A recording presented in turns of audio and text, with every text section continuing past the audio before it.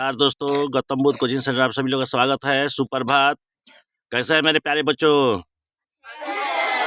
तब आज हम लोग देख लीजिए, आज तारीख जो है 3/1/2024 है, दिन वेडनेसडे यानी बुधवार है।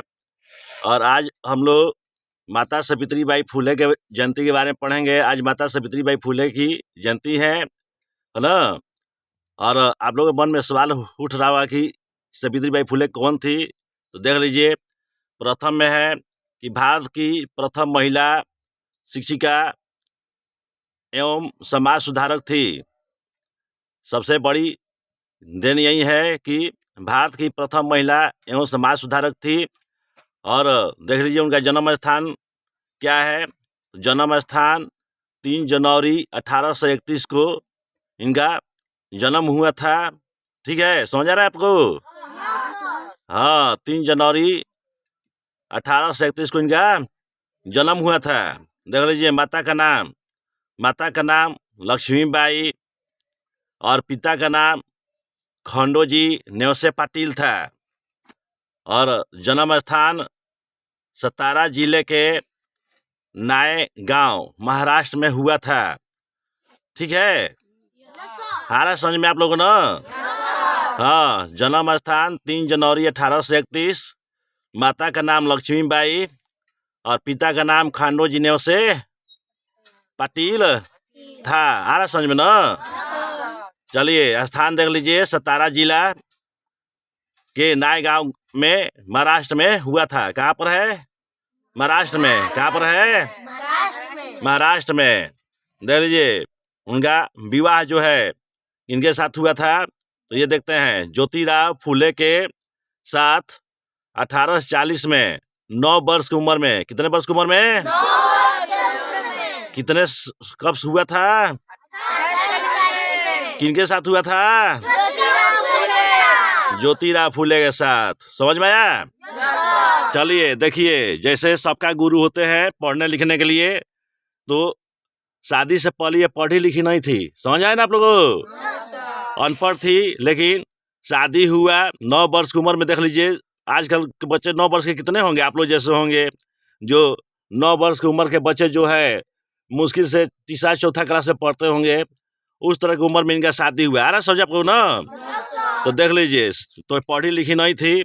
जब शादी हुआ तो इनके पति का नाम जो था ज्योतिबा फुले, उन्होंने इनको पढ़ना लिखना सिखाया। कहाँ पर सिखाया? तो घर पे ही सिखाया, स्कूल में नहीं, घर पर ही। तो इसलिए इनका गुरु कौन है ना? तो ज्योतिबा फुले। और कौन थे? उनका पति थे। ठीक है ना?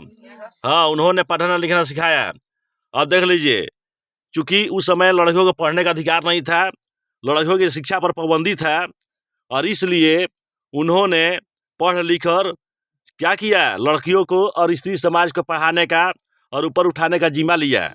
और इसके लिए उन्होंने प्रथम स्कूल अपने पति ज्योतिबा फुले के साथ मिलकर ना लड़कियों के लिए पुणे में सन 1848 में, पुणे में जो भीड़वाड़ा नाम का एक गांव है, थी जगह का नाम है भीड़वाड़ा, वहाँ पे इन्होंने लड़कियों के लिए स्कूल खोला। समझ आए आप लोगों?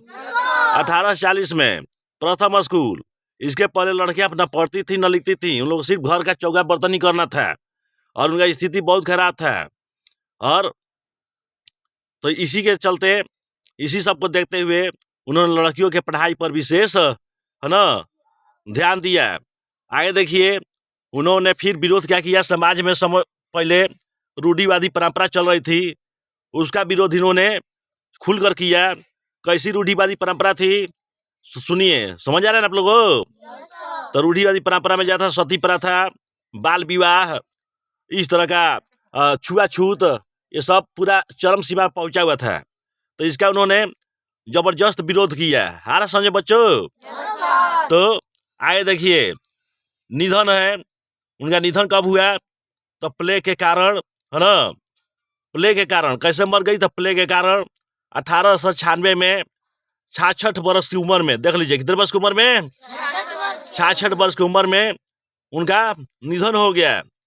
तो इस तरह सावित्रीबाई फुले जो है हमारे लिए बहुत ही प्रेरणादायक स्त्री समाज सुधारक रही, जो स्त्रियों को हमेशा मनोबल बढ़ाती रहती है ना। इसे स्त्रियां शिक्षा लेकर हमारे समाज में तरह तरह की अपने हक और लड़ाई के लिए, है ना, माने अपना संघर्ष करती रहती हैं। तो आज देख लीजिए, उन्हीं का प्रयास है कि आप सभी पढ़ रहे हैं। अब सबको पढ़ने का अधिकार है, नहीं तो आज भी हो सकता है ऐसा कि पढ़ने लिखने नहीं दिया जाता है। आ रहा समझ आप लोग ना। तो आज इनका सावित्रीबाई फुले जयंती है ना। और हमारी प्रथम महिला शिक्षिका जो समाज सुधारक थी, उनका जन्म दिवस है। आपको गर्व होना चाहिए इस पे। और एक बार जोर से बोलिए, माता सावित्रीबाई फुले की, माता सावित्रीबाई फुले की, माता सावित्रीबाई फुले अमर रहे, माता सावित्रीबाई फुले। तो इस तरह इनका हम लोग आज जन्म दिवस है। और जो वीडियो देख रहे हैं उन भाइयों बहनों और छोटे बच्चों को मैं चाहूँगा इनके बारे में आप इनको पढ़ समझ के इनका जन्म जयंती मनाइए। सही मायने में जो शिक्षक दिवस जो मनाया जाता है ना हमारे देश में, इन्हीं के ऊपर मनना चाहिए, क्योंकि इन्होंने जितना घोर परिश्रम किया और अत्याचारों को सहा, शायद वो नहीं सहे जिनके ऊपर शिक्षक दिवस मनाया जाता है। तो आप लोगों को ये समझना चाहिए, इस देश में उन्हीं को मिलता है जो कुछ नहीं किया, जो सब कुछ करता है उनको कुछ नहीं मिलता है। तो इसी में से एक हमारे सावित्रीबाई फुले भी हैं, जो समाज के लिए, माने इनके स्त्रियों की हक के लिए, समाज में जो रूढ़ि परंपरा को हटाने के लिए लड़ती रही, लड़ते लड़ते, और लास्ट में देखिए किस रोग के कारण उनका मृत्यु हुआ। तो मृत्यु किस रोग के कारण हुआ, तो देख लीजिए, प्लेग रोग के कारण। बहुत ज़बरदस्त वहाँ पर प्लेग रोग आया था, महामारी आया था, और उसी में सेवा करते करते मरी है। याद रखिएगा, सेवा करते करते, ये नहीं कि अपने पड़ गए थे, ऐसा नहीं। सेवा करते करते, जो प्लेग रोगी थे, ये अपना हॉस्पिटल भी चलाती थी। जो दुखी थे, जिनको कुछ सहारा नहीं था, उनको सहारा देने के लिए इन्होंने हॉस्पिटल भी चलाया।